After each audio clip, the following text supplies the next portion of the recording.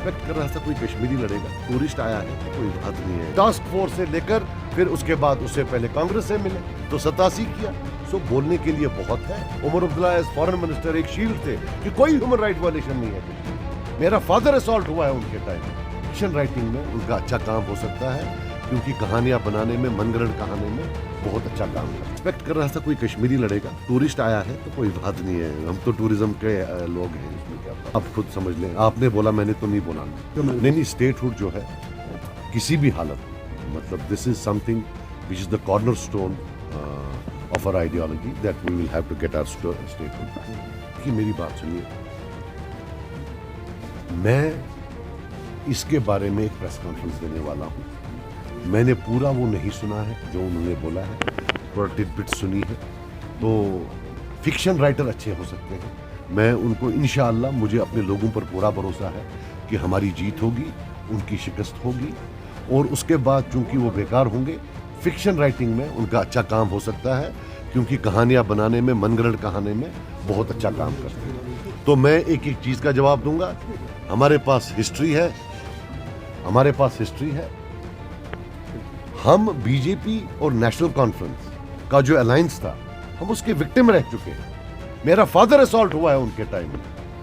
आप तो अनफॉर्चुनेटली पढ़ते भी नहीं है। तब इनका शिवसेना इनका अलायंस पार्टनर होता था। एक कालका जी महाराज हुआ करता था महाराष्ट्र का, जड सिक्योरिटी दी थी फारूक अब्दुल्ला ने उसको। तो 72 साल के अब्दुल गनी लोन को घसीट के उसने बाहर निकाला था, मारा था जम्मू में। हमने देखा है इनका। उसके बाद पोटा उस टाइम में लाया है। उसके बाद जितनी भी वहां ह्यूमन राइट वायलेशंस थी उस टाइम में, Omar Abdullah as foreign minister एक शील्ड थे कि कोई ह्यूमन राइट वायलेशन नहीं है कश्मीर। ये क्या बोलेंगे हमें? टास्क फोर्स से लेकर फिर उसके बाद उससे पहले कांग्रेस से मिले तो 87 किया। सो बोलने के लिए बहुत है। बाकी जिनको इल्जाम देना है वो दे। मैं उस मेजॉरिटी में हूं जो जेल भी गया है, जिसने टॉर्चर भी खाया है, जिसके फादर को भी मारा गया है।